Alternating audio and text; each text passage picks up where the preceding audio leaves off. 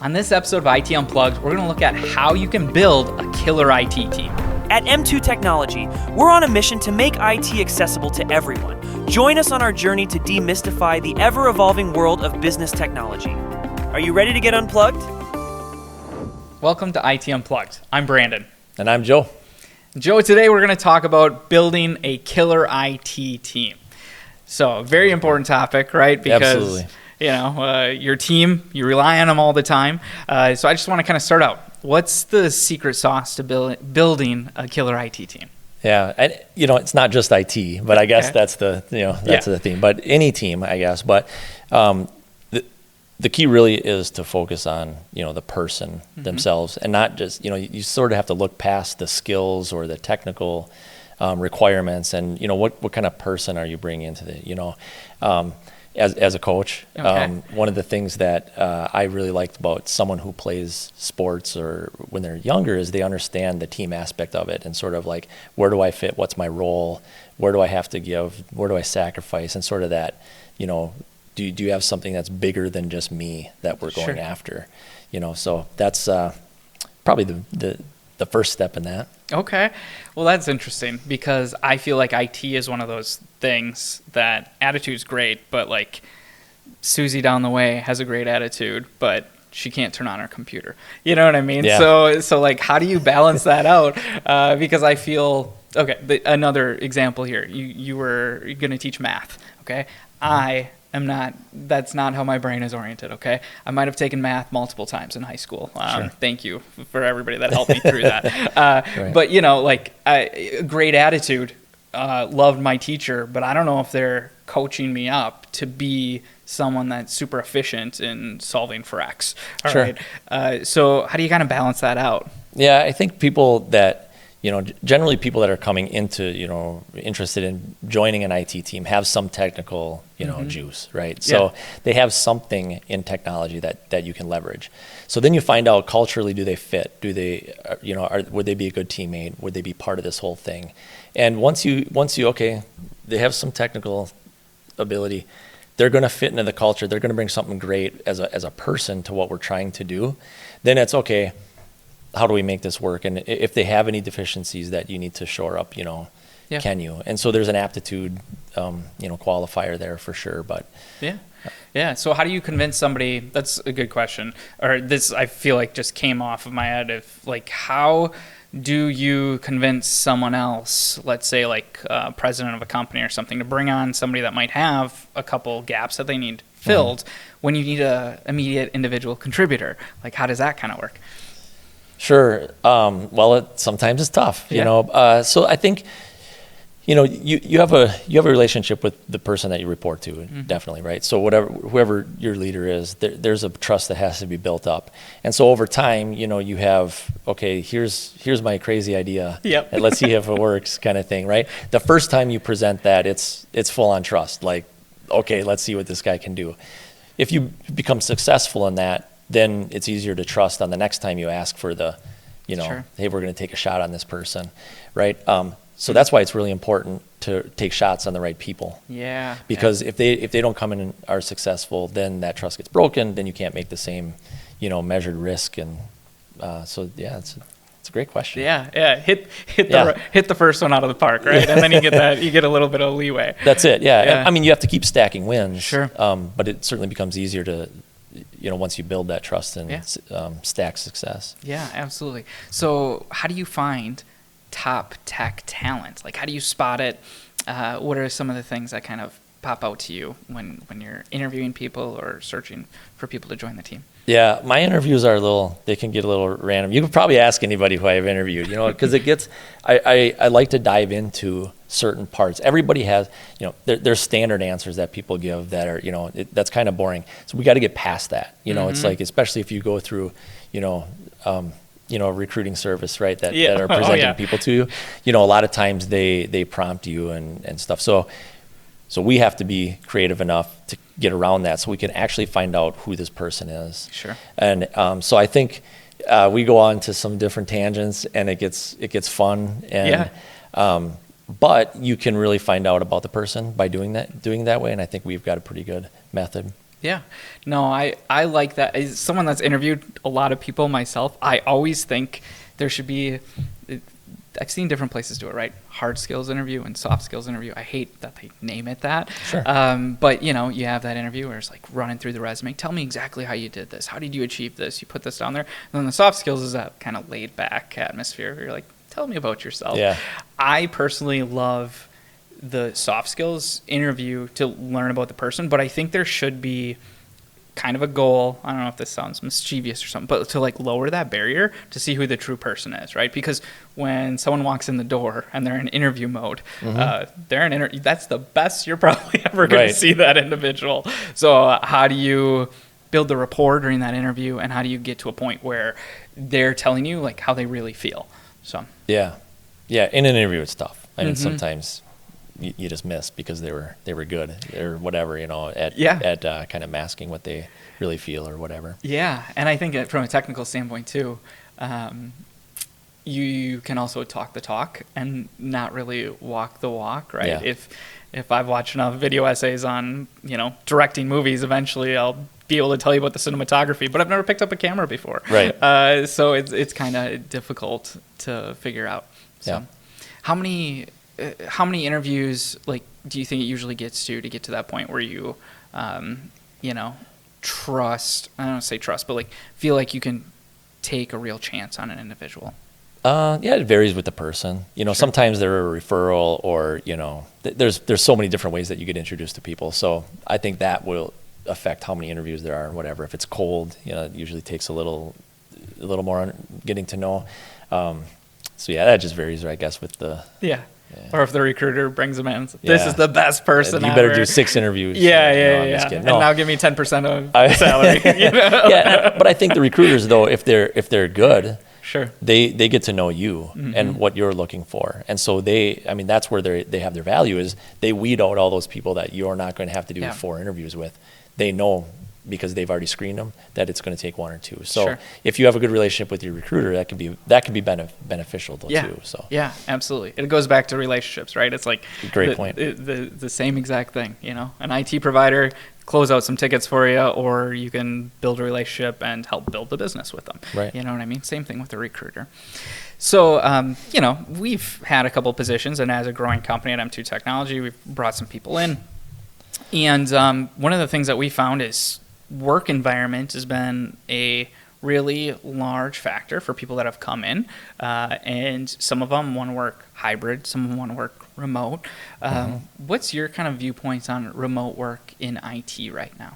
Sure. Well, that's a fun topic to discuss. Yeah. So I personally am extremely flexible and can adapt. I think for me, I want to get the top talent. I want to get the best, and that's what I want to put on our team, right? I want A players. I want people who, you know, and not just from a technical standpoint. I'm talking about, you know, kind of everything. You know, what are you bringing to the team, and whatever you're bring it at an A, right? And so if you just shut yourself off to, you know, we are 100% remote, or we are 100%, then you exclude a subset of the population that might apply for the job. Yeah. So I think it really does boil down to, are you willing to you know, install some processes and procedure infrastructure to support that remote work. Some industries you can't do it, right? I mean, that's what it is. For some people, it's a business, you know, differentiator to have people on site all the time. But you really have to assess it on a, you know, on an individual basis almost. Sure. Yeah. That's tough on an individual basis, right? Because other people see, like, hey, that person's working remote. Why can't I work remote? Sure. You know, so there's a lot of ups and downs that come with that. Yeah. You know, so how do you navigate it? Well, we could do a whole episode on this. Honestly, maybe we should write that down. Yeah. But it's so, you know, we had to build that, and we were doing that before COVID. You know, we had remote workers. Sure. Out of necessity. We didn't have the room in the office. Yeah. So it's like, I mean, you can come sit 3 to a cube if you want. Otherwise, go work from your house and we'll set you up. Yeah. Okay. But that was a thoughtful, intentional process about how to set people up so that when they're at home, it's like, you know, they have good internet speed, they have good connectivity. I mean, it's, you know, and then how do you collaborate? Right. And so what does that look like? And how do you not lose these people from a relationship standpoint? Yes. You know, how do you keep them? okay, now I'm going to flip that, and I'm also going to say there's a huge responsibility on the employee to make those connections, and so to keep active. And the best ones found ways to create relationships, whether that was, if we had people outside the state, they would schedule trips. So they would spend a week or two at the home office, collaborating, and you just adjust your work style to accommodate whatever your team dynamic looks like. Yeah. And I like the personal onus on the individual too, because I think there's a lot of self-reflection that needs to take place and self-evaluation of, am I actually a good remote employee? Right. And not like pulling one over on your employer, right? Like I don't know, for at least me intrinsically, I want to be a good employee. So I'll be real honest, when I was a teacher during COVID, I was so incredibly productive as a remote worker. Like, I didn't have the distractions. I got all this stuff done. Even in sales, my previous role was based in Nashville, and I was at home, and I'm like, wow, I can get all this stuff done. Then I had a kid. And now I look at my remote work, I'm like, I am not nearly as productive when I'm at home versus when I'm in the office. There's times or days, but I think sometimes I can be just as productive at a coffee shop or more productive than I was at home. And I'm like, that's crazy. But over time, how things change, it's really that thing about being honest with yourself. Like, hey, I'm not getting enough done at home. Maybe I should be in the office, or maybe I should be doing something else. Yeah. So, You also have to have sort of that environment of remote collaboration. When people are in your organization or your customers or your partners, vendors, whatever, when they're used to that, and COVID really made a necessity for us to be used to that, right? I mean, so I think our world is a little different with that. Remote work is a lot easier than it used to be. Yeah. Because people are used to that dynamic. Yes. Yeah. The collaboration standpoint is interesting because there's that relationship building, right? And then there's collaboration. I don't want to say they're two different things, but like you're collaborating on a project. That's one thing. But then there's also the relationship building. Have you found any good tools when it comes to collaboration from a remote IT environment where, people can work together and still be successful, that they don't have to be sitting in an office right next to each other? Well, I would say in the last 2 years, those tools have exploded. I mean, that's been, a huge byproduct of more remote workers, right? Yeah. So, there's a bunch of different products out there. I'm not going to, necessarily, push one or the other right now, but there are certainly ways in the technology and the infrastructure that you can set someone up at home that you don't know that they're not in, Department 6 today. So yeah, definitely ways. And then the other thing is keeping people connected. You talked about physical trips and stuff.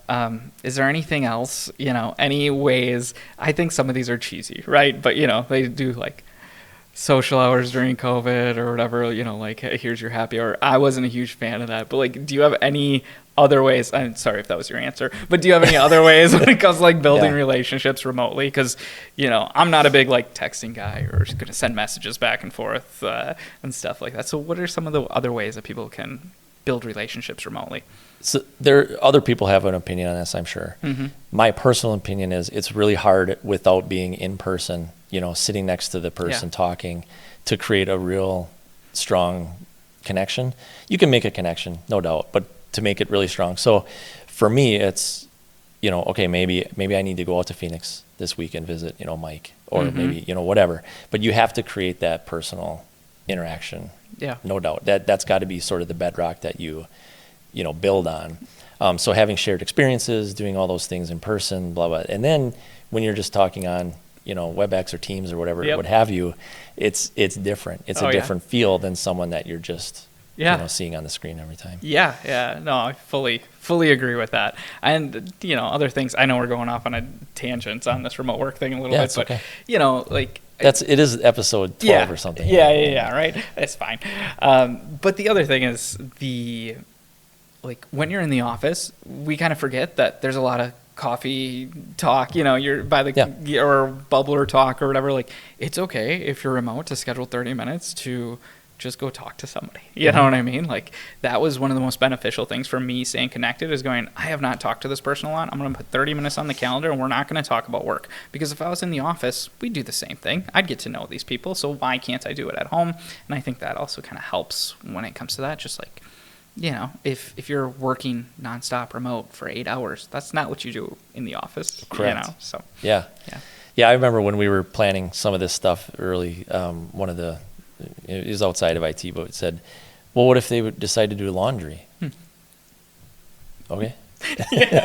All right. You know, but the point was, to your point, there are things that happen in a day when you're at home a little different, but similar. Yeah, absolutely. And there's got to be that trust, right? That employee's working when we're there, and that's part of getting back to the episode, right? Building a killer team where you can trust that individual is working. So with that being said, getting back to building a killer IT team, sometimes there's some people that have maybe been in the profession for a while, we'd say, and there's, you know, have done it a certain way for a long time, and things change in IT daily. So what is your methodology, or what do you do to help bridge the gap for maybe some people that are not able to keep up with the latest technology, newest way to do things when it comes to IT? So are you referring to an IT member Yeah, that's struggling, an IT member. or an end user? Oh no, the end users maybe. are all over the place, right? Yeah. But an actual IT, someone that's on your team. Maybe you just took over a team, and you know you have somebody that's there, and they have 3 years till retirement, and they're like, "Yep, I've always done it this way. This is the way I do it." And they're using a solution from 20 years ago. Yeah. You know, how do you bridge that gap? Yeah, so and that's going to happen. And, you know, and is it fair to ask someone who's going to retire in 2 years to learn a brand new technology? Probably not. So again, where you're focusing on what the person can bring and the value, it's, can we still satisfy the business requirement with this strategy? And if you can, it's probably okay. If you just prefer to do something different because, hey, this is a cool technology out here, Sure, and we want this person to do it, probably not the right answer. So you really have to look at the business strategy. Can that be satisfied by doing it like this? And if it can, that's fine. Now you have to plan for that transition, right? So now it's okay, well, maybe I need to bring in a junior person to learn for 2 years from this person, and then we can implement a new strategy or a new approach to it. Or maybe we're doing it while this is happening. So that's, but you have to be intentional. I mean, these are great questions. Well, that's so interesting, because there's so much of that, like, hey, this is the direction we're going, you're going to follow along with us, and the way that you're approaching it is a little bit more long term and more focused on the person, right? Like, what is that individual need? So how do you get that mentality? Because that's not how a lot of people lead their teams. I've always been sort of a, I'll say free thinker. Like the parameters and the bounds that what we hear about are just unique opportunities for me, and it's like, if you can look at what is our end goal, and then those the stuff that restricts you or whatever, just ignore it for a second, and sort of approach it from that lens. Now, that all being said, you have to deliver. Sure. And so, like, I've had great teammates that when we've come up with creative ways of doing things, or the example previously, that when all that's been done and we're working on it and that's our direction that we're going, first of all, my leader trusts me, and then also I have great team members that get it done, and that's what it is. Just deliver, and then you just earn trust, and then the whole thing. And it's like, What if the person doesn't? So you're talking about you delivering on that, right? What if the person doesn't deliver? Then what does that look like? Well, so it goes back to, who are you bringing onto your team? Did you do a good enough job up front? Sometimes everybody makes mistakes. I mean, sometimes you have a bad read and you didn't, that it's really important that, like, we're right as leaders, because if you do bring someone on to your team that's, that can't, and it's like you put them in a really tough spot of not being able to deliver, and it's frustrating for them, it's frustrating for you, just not a great situation. So, it really is important to be able, the other part of it is, why aren't they delivering? Is it a aptitude? Is it just a skill gap? Is it a, culture, personal gap? Mm-hmm. Because all those have to be dealt with differently. Yeah. And some are better than others, and some are more easily worked through than others.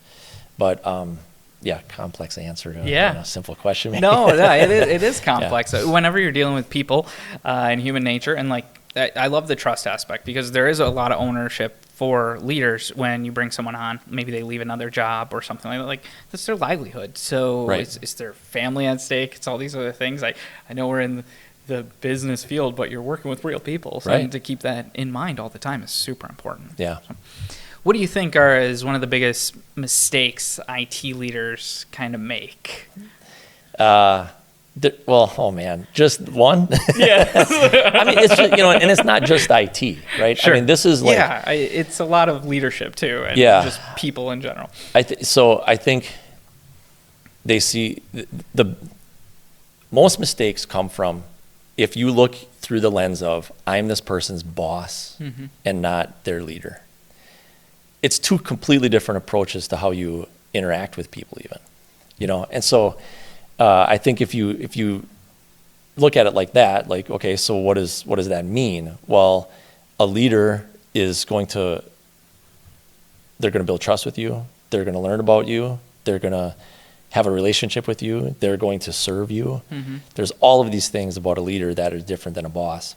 So then when you go to individual examples, right? Well, now I approached it as a leader, sure. and usually that outcome is way better. Yeah. Yeah, that makes sense. I feel like we just opened up a can of worms for 100 other conversations. Okay, sounds good. Which is great. Yeah. But this has been really informative on how you build that killer IT team that's going to go execute and take care of customers. And, if I could recap it, you know what I mean, in a really easy way, is it's finding the right people with the right cultural fit and the right attitude, it seems like, and kind of fix everything else as you go along. Absolutely. Yeah.